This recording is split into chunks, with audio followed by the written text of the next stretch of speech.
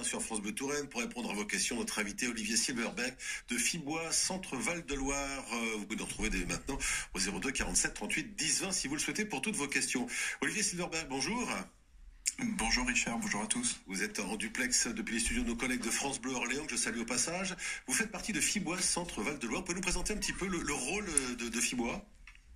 Fibois Centre Val-de-Loire, c'est l'association régionale des professionnels de la filière forêt-bois, donc qui est une association qui a pour objectif de promouvoir tous les usages du bois, d'accompagner les entreprises du bois sous toutes ses formes. Et moi, je m'occupe en particulier du développement du chauffage au bois. Alors avec l'augmentation, je le disais, du prix du gaz, du fioul, de l'électricité, le chauffage bois connaît un véritable boom qui avait commencé d'ailleurs déjà avant la crise énergétique qu'on connaît aujourd'hui. Exactement, on utilise le chauffage au bois depuis très très longtemps, c'est la première énergie renouvelable thermique en France et on l'utilise essentiellement sous forme de bois bûche et elle s'est diversifiée depuis quelques années sous forme de granulés, sous forme de bois déchiqueté. Alors, plus de 7 millions de ménages déjà utilisent un appareil de chauffage bois. Alors, l'avantage du bois, vous l'avez signalé, c'est que c'est quand même une source renouvelable quand c'est bien géré. Exactement. Aujourd'hui, on récolte à peu près la moitié de l'accroissement naturel de la forêt. Donc, on considère effectivement que c'est une gestion durable, tant qu'on ne prélève pas plus que les intérêts du capital. Et effectivement, utiliser du chauffage, du bois de chauffage, c'est bon pour le renouvellement forestier parce qu'on va utiliser des bois qui n'ont pas de valeur autre que celle du chauffage.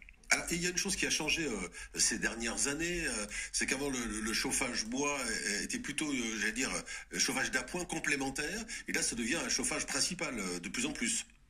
Effectivement, avec la modernisation des appareils, donc les inserts, les poêles à bûches, les poêles à granulés, les chaudières, c'est devenu une vraie source de chauffage principale. Les rendements sont bien meilleurs, on utilise bien moins de combustible, on a des appareils qui sont de plus en plus automatiques, donc on a un confort d'usage qui est bien meilleur que ce qui a pu être par le passé. Le chauffage au bois, c'est vraiment plus rentable que les autres types de chauffage ? Alors le bois bûche aujourd'hui c'est le combustible le moins cher. On est sur un kilowattheure, si on compare toutes les énergies avec le kilowattheure, qui est de l'ordre de 3-4 centimes d'euros le kilowattheure. Après sur les autres sources de combustible, on a le granulé qui jusqu'à présent avait un tarif de l'ordre de 6-7 centimes le kilowattheure et qui, avec la conjoncture actuelle, a un tarif qui a bien augmenté. Alors justement, pourquoi est-ce que les granulés, les pelés, comme on les appelle aussi, ont augmenté de façon quasi exponentielle ces derniers mois ? Alors il y a plein de facteurs conjoncturels. Alors, il y a un facteur de pénurie avec des consommateurs qui ont eu peur de manquer, donc qui se sont rués à une période où habituellement on n'achète pas de combustible, c'est-à-dire au printemps et à l'été. Donc les fournisseurs étaient habitués à vendre toute l'année. Donc ça c'est le premier facteur. Après on a un facteur d'augmentation du nombre de consommateurs. On a eu plus 40% d'équipements sur la dernière année, donc une demande supplémentaire. Et puis un mécanisme d'importation-exportation entre les pays européens avec des pays comme la Russie, l'Ukraine, la Biélorussie qui se sont fermés, et puis d'autres très gros consommateurs qui produisent de l'électricité en Europe à partir de granulés qui ont augmenté leur consommation du fait que le prix du gaz a très fortement augmenté. Alors justement, on va continuer d'en parler avec vous, Olivier Silverberg de Fibois Centre Val-de-Loire. Notamment, on va détailler un petit peu les différents types de chauffage au bois, parce qu'il y en a beaucoup. Il y a les poêles, les inserts les plus connus, mais il n'y a pas que ça. On va en discuter avec vous dans un instant. Pour toutes vos questions, si vous voulez passer au chauffage bois justement, ou si vous avez une question particulière à poser sur le chauffage au bois, eh bien, dans les experts solidaires ce matin sur France Bleu Touraine, vous pouvez nous joindre au 02 47 38 10 20. Florian vous accueille d'ailleurs ce matin au numéro France Bleu Touraine 02 47 38 10 20. Nous nous retrouvons juste après Amy McDonald. 10 ans moins le quart, les experts solidaires ce matin avec cette question: et si vous passiez au chauffage au bois, quel type de chauffage choisir? Les avantages et les inconvénients de chacun d'ailleurs de ces types de chauffage au bois. On en parle ce matin avec Olivier Silverberg de Fibois Centre Val-de-Loire en duplex des studios de France Bleu Orléans. Et Olivier Silverberg, une question d'Émilie de Blois justement. Bonjour Émilie. Bonjour. Bonjour, quelle est votre question? On vous écoute. Je me pose la question demande qu'en est-il des producteurs de bois locaux, notamment sur les granulés, parce qu'il y a quelques années, il y a des sociétés coopératives qui avaient été montées sur la région. Et comme il y a la pénurie en ce moment, je me posais la question, est-ce que ça produit toujours des granulés? Où sont les unités de production locales? Olivier Silverberg, vous avez la réponse? Alors, peut-être qu'on peut distinguer la production des granulés de celle du bois déchiqueté. On a eu effectivement au niveau local beaucoup d'initiatives de professionnels qui ont créé des structures locales de production de bois déchiqueté, plutôt à destination des chaufferies collectives ou des chaufferies industrielles. Donc le bois déchiqueté, c'est simplement du bois qui passe dans un broyeur, qui ensuite sèche sous un bâtiment en l'espace d'un été. Donc c'est un combustible qui est adapté à des chaudières et non pas à des poêles, et qui effectivement dans sa fabrication demande assez peu de main d'œuvre et de matériel. Et en comparaison, pour produire du granulé, il faut des unités plus importantes qui vont compresser de la sciure de bois et en amont la sécher pour qu'on puisse avoir un combustible qui est assez raffiné. En région Centre-Val-de-Loire, on a essentiellement un producteur qui se trouve à côté de Pithiviers en Janville, la CIDESUP, qui produit environ 30 000 tonnes de granulés par an. On est une région assez peu productrice dans la mesure où à l'échelle nationale, on produit environ 2 millions de tonnes par an. Donc nos autres producteurs nationaux se situent plutôt dans l'est de la France. Donc effectivement, on a une région assez peu productrice. Si on voulait créer une nouvelle unité de production, il faudrait investir, je dirais, plusieurs millions d'euros dans une usine finalement de production de granulés. Quel type de bois est utilisé d'ailleurs pour les granulés?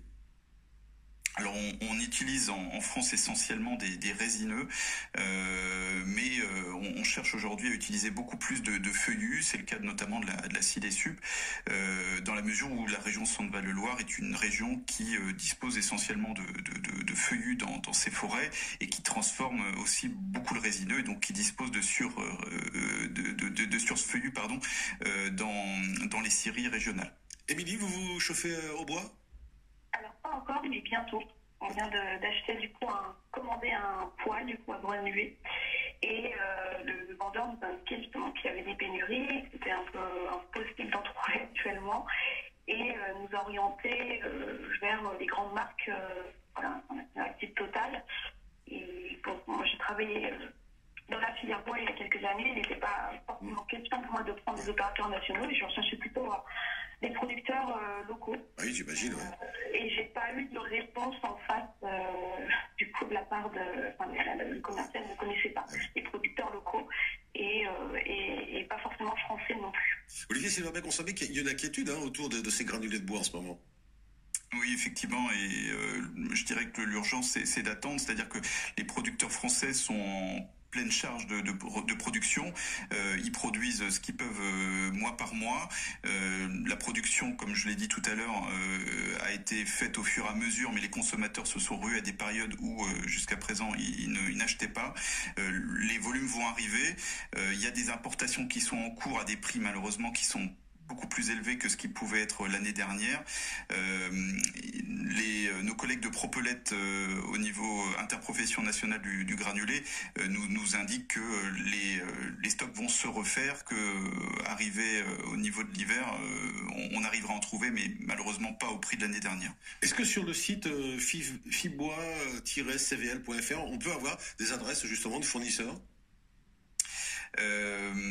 Alors le mieux en fait c'est d'aller sur le granulé, c'est d'aller sur le site de Propelette, qui est vraiment l'interprofession du granulé et qui indique justement ces adresses-là. Nous au niveau Fibois, on s'occupe beaucoup plus du bois bûche avec la marque France Bois Bûche et Centre Bois Bûche en région Centre-Val-de-Loire, à destination justement des utilisateurs de bois sous forme de bûche. Merci beaucoup en tout cas Émilie pour votre question. Merci beaucoup. France Bleu Touraine. Yannick est avec nous également, 02 47 38 10 20 à Saint-Ouen-les-Vignes. Bonjour Yannick. Oui, bonjour. Bonjour, on écoute votre question. Alors, j'avais une question par rapport au mètre cube du bois, savoir si les prix vont se stabiliser ou continuer à augmenter. Olivier Silverberg, on est un petit peu dans le même type de questions. Vous parlez du bois bûche. Du bois bûche, ouais, parce que je suis ramoneur et donc je rencontre souvent mes clients.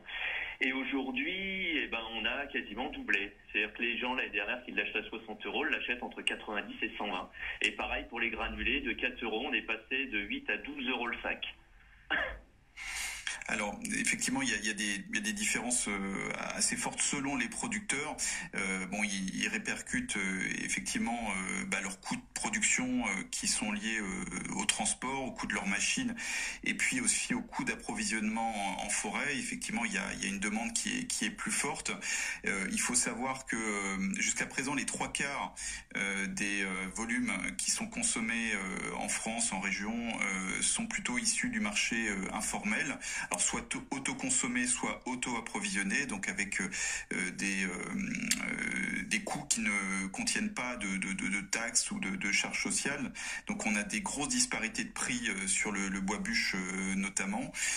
Après, ce qu'il faut dire, c'est que la filière bois bûche a besoin, pour répondre aux attentes des consommateurs en termes de bois sec, d'investir dans des bâtiments pour stocker le bois et avoir des humidités qui soient en dessous de 23%, qui est le taux acceptable pour brûler le bois dans de bonnes conditions, avoir les meilleurs rendements et émettre le moins de particules fines.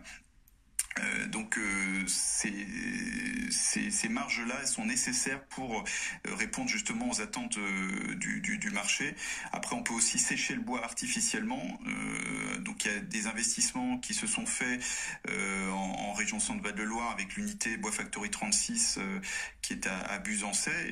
Donc, tous ces coûts-là effectivement augmentent, mais reste l'énergie la moins chère. Quand on voit cette inflation, elle est sans commune mesure avec l'inflation qu'on a pu connaître et qu'on connaît encore aujourd'hui sur le gaz, l'électricité ou le fioul. Effectivement. Yannick, vous qui êtes ramoneur, vous êtes en plein boulot en ce moment, là, ça va commencer. Oui, tout à fait, oui, ça a déjà démarré il y a un mois à peu près, ouais, puis là, avec les températures qui baissent un peu, c'est en plein boom, ouais. Bon, j'imagine. Écoutez, on vous souhaite bon courage pour la suite. Merci beaucoup. Et faites attention, si vous allez sur les toits, vous ou pas? Non, quasiment plus. Bon, Tout est tubé, on le fait du bas. Voilà. C'est tant mieux. Merci beaucoup de votre appel, Yannick. Merci, bonne journée, bon courage, au revoir. Olivier Silverberg, on va se retrouver dans un instant pour la suite et la fin de ce rendez-vous des experts solidaires. On va aborder quelques types de chauffage au bois. Il y a les poêles, les inserts, mais pas uniquement. On va voir ça dans un instant sur France Bleu Touraine. Suite et fin de ce rendez-vous expert solidaire ce matin consacré au chauffage au bois en compagnie de Olivier Silverberg de Fibois Centre Val de Loire en duplex depuis les studios de France Bleu Orléans. Olivier Silverberg, il nous reste quelques minutes pour juste faire une petite différence entre différents types de chauffage. Si je veux juste un chauffage d'appoint, je me dirige plutôt vers un poêle à bois. Alors effectivement, on a souvent distingué le chauffage d'appoint qui était plutôt plaisir avec les cheminées à foyer ouvert. Aujourd'hui, je dirais que c'est plutôt à proscrire dans la mesure où on a un rendement qui est extrêmement faible et une émission de polluants, notamment de particules fines, qui est très importante. Donc il vaut mieux très rapidement passer sur un appareil de chauffage en tant que tel qu'on peut utiliser plus ou moins souvent, mais un vrai appareil avec un bon rendement, que ce soit un poêle à bûche qui va être intermittent, c'est-à-dire qu'on va avoir une combustion qui va durer environ 2 heures, qui va s'arrêter, qu'on va pouvoir renouveler en rechargeant l'appareil, mais qui n'est pas automatique comme un poêle à granulés par exemple, qui peut avoir une autonomie d'une journée voire plus selon les températures extérieures et avec un stockage de granulés qui va être de 15-20 kilos dans l'appareil.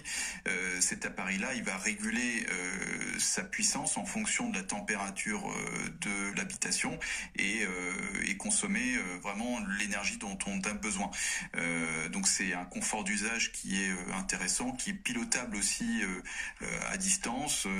Donc on distingue bien les appareils automatiques des appareils intermittents. Après, on peut avoir également les chaudières qui vont se substituer à celles qu'on avait au gaz ou au fioul. Donc on va aussi retrouver des chaudières à bûches. Donc là, je vous coupe, c'est du chauffage central, mais cette fois la chaudière, elle est à bois. Exactement, on va produire de l'eau chaude, donc qui va aller dans les radiateurs.